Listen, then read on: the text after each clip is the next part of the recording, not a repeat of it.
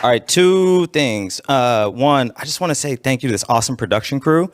Ben, Steve, John, thank you. They're awesome. So big shout out to the production crew. And I just want to reemphasize what Chi said about the opportunity. I have a really good friend. She's 43. She's way more of a hardcore gamer than me. And she's like, yo, I don't see myself represented in games. So like, there's an opportunity. There's money on the table. It's not just like, let's do good things. It's like, there's actually money on the table too. My name's not Brian Luther. Oh, there's my notes. So for the person who stole my ADHD meds, my goodness, this is shiny. And it's got a nice curvature to it. Hi. I'm Rodney. I'm up against a couple things right now. One, I have to follow Amy and Chi. Like, that's not even fair. Secondly, one of my favorite bands, the Avett Brothers, reminds me that it's never good to draw a hungry crowd. And y'all got lunch after this. So I'm gonna do my best to be interesting. I'm gonna do my best to be brief, bright, and gone. It's one of my mentors taught me a long time ago. And I've never done it, but I'm gonna try right now. Lastly, what I'm here to talk about, my journey with ADHD. Look at this, I forgot to, hold on. I don't understand time. We're gonna talk about that in a little bit. I need my timer. What you can't see about me. There are challenges you can see, but there are challenges you can't see. And Gordon touched on this a little bit. I've predominantly inattentive and distractible ADHD. You can't really tell that I have it.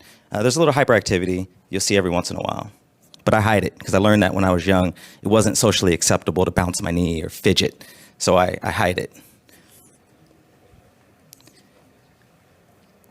I don't understand the concept of a normal day. My days change all the time. In fact, one of the questions that I get asked almost every day in my life, whether it's my wife or one of my business partners or somebody that I have to do something with, my business coordinator, what do you have on your plate for today? I hate this question. Even if I had just got done scheduling my day, I hate this question because the answer is the world. My brain thinks that I have to solve it all and I have to do it 15 minutes ago, all the time, which is amazing because I can get a lot done. Sometimes my wife is like, I don't understand how you did those 72 things you did today. The rest of the time, it's just exhausting. So I had to phone a friend because I want to talk through normal days. So both of my business partners are here, but one of them, Keith, I called him. I was like, what's a normal day look like for you? He's like, I wake up, I journal, I meditate. This is very aspirational, by the way. This is all before, this is all before 8.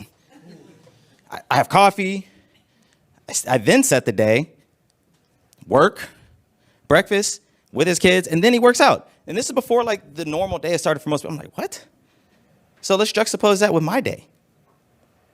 I did it. I woke up. Probably not the time that I thought I was gonna wake up. Ooh, I'm gonna journal today. I'm gonna do it. Oh, my pen. Hold on. Not working. The easy answer would be go get another pen. No, not in my brain. I gotta research pens. Why is this not working for me right now? Probably because it's out of ink, but that's not how I think. Did you know that the history of fountain pens is fascinating? It's fascinating. Also lemurs. Damn, I gotta replace that light bulb in the garage. So the rest of my day ends up looking like this. I gotta get my coffee because that's just how I function. And work has to happen, but it's not like the deep work where I get to grow things and make it awesome like I want to in my head because I'm stuck with the stuff that I have to do.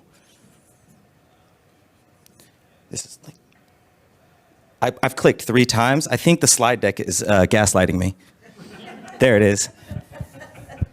My goal today is to inspire you to have some new thoughts based on my story. I'm gonna talk about my journey with ADHD because it's the only thing I can talk about because I know it deeply. Well, I know it deeply, but I was very recently diagnosed. I'm 40 years old and I was very, very recently diagnosed. But it explained a lot of my life that I didn't understand. I just thought I was broken. I thought there was something wrong with me that I couldn't do the morning thing that Keith did. Because he's like, this works for me. And I'm like, why doesn't it work for me? So I wanna open up the lens of my experience so that hopefully you can understand somebody else's experience that you can't see. that maybe they can't explain to you. Because I'm going to tell you, making this presentation, other than the fact that I rabbit holed 900 times, was really hard because I don't know how to explain what's happening up here because it just does it. So, and I've been really fortunate. I have business partners that work with me. I have family members that work with me, and not everybody has that. And I want to make the case that, like many people here today, that we can build better systems for those who don't work optimally in the systems that we currently have. And it's not just a moral imperative. We're all going to be better for it. That money on the table I was talking about earlier, like what part of this is like, you're not getting the best out of me. And even somebody who is not neurodivergent, you're not getting the best out of them. So like, let's build better systems. So, story time. We're all doing stories. Back in the day, when I started in my tech career, I started on a licensing team. Ooh, contracts, legal, negotiations, like super exciting, not exciting. I was like this. I got ADHD. You want me to look at this contract and like, come on, like I'm a walking typo. But what I had, and what I recently found out is I had an amazing boss. And one of his peers, another like adjacent boss, they had my back and I didn't realize it. They would call me and they would check on me. They would ask how I was doing. They would make sure I was aligned with the vision of where we were going because they realized that when I was passionate, I could do amazing things. I could lift mountains. But when I didn't, emails got missed. Typos went up. I was disengaged and disconnected. And the result of them checking in on me and them forming their own system to keep me and the rest of the team engaged, I ended up being the highest performer on that team. I was on the leadership track. I was a team lead. I closed the biggest deals in the country, probably the world. I mean, nobody can prove it, so I'm gonna say the world. You know what I'm saying? Fact check me.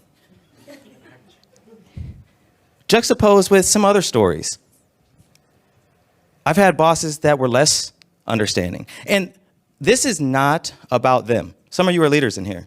I'm a leader. I have employees. I think our systems are not built to help reach out to people who, like me, didn't understand their disabilities and their issues in a space. But I had bosses that would ask me questions like, all of these you see.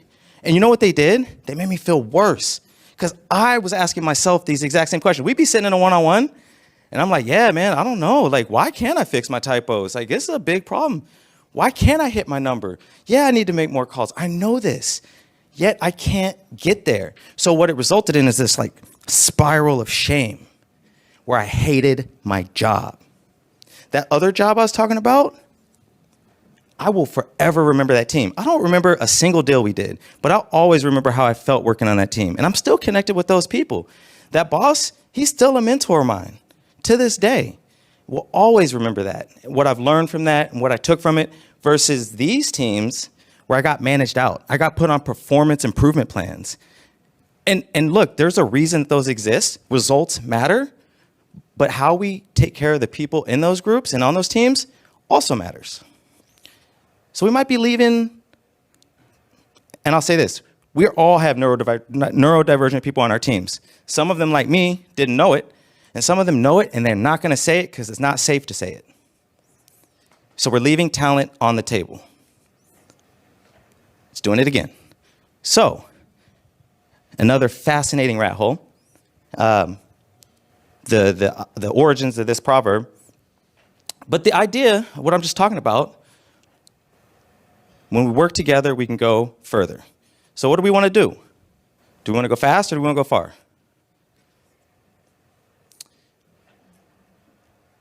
Anybody know what time blindness is? One person. I'm time blind AF. That's why I have this thing going right now. It means I do not understand the concept of, like, if we were having a conversation and I had to go be in a meeting that I organized in 30 minutes, we would be 35 minutes into it and I would have no idea that I'm late to my own meeting. This happens all the time. That's why I have a business coordinator, and that's why she always tells me, stop talking, go to your meeting. I have no concept of how much time has elapsed, and things that are beyond 2 weeks away, they're not real. They are not on my radar until the moment they are. And this has to do with the reward system in the brain. dopamine, norepinephrine, the things that help keep us intrinsically motivated to do things, they don't do that up here. Medication helps, but sometimes. Oh wait, let's go back. So that's time blindness. Twice exceptional. I want to change this to thrice exceptional. Anybody heard of being twice exceptional? 2E? Gordon touched on it a little bit. The idea that somebody has an exceptional talent. Gordon said he was a prodigy. I was not a prodigy, but I was very intelligent on some scales. Also had ADHD, but it went misdiagnosed, not only because it didn't present like a hyperactive kid running around, but I was really good at this. So if I'm really good at math and science and all these things, how could I have a problem? Turns out they're not mutually exclusive. They can both exist at the same time. It's really hard for us to conceptualize until you realize it's happening. And I want to say thrice exceptional because Gordon said, as a black folk, I gotta work twice as hard, 3 times as hard, 5 times as hard just to get in the door.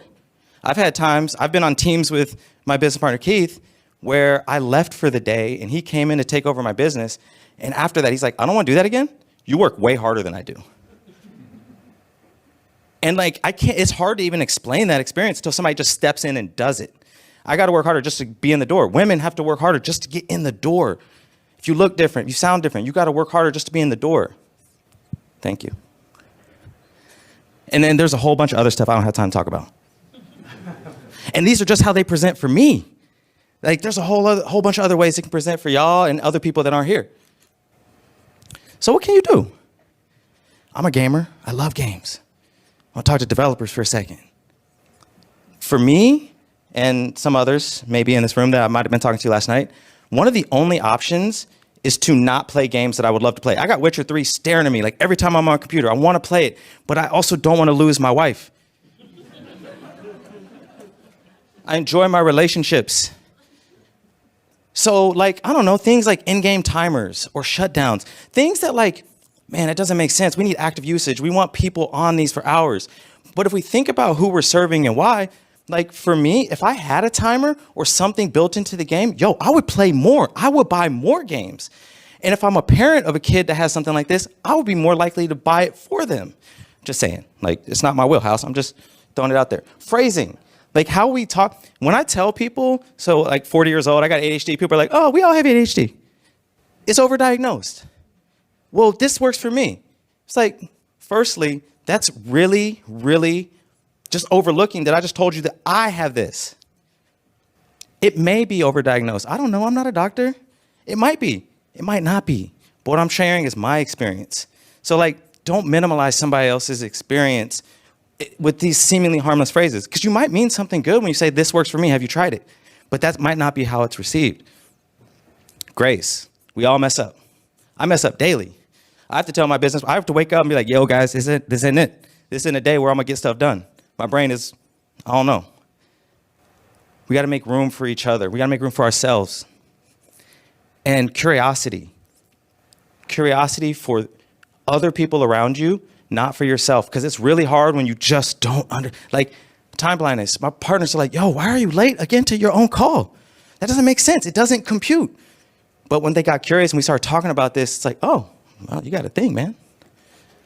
So, in summary, as I was researching, I found this number that is highly impactful to how we can solve the ADHD problem. And I also found out that orcas are the largest member of the dolphin family.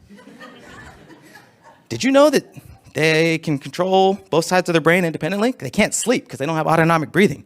So you got to shut down one side at a time. That's how they get rest. I appreciate y'all. Thank you for the time. Have a good day.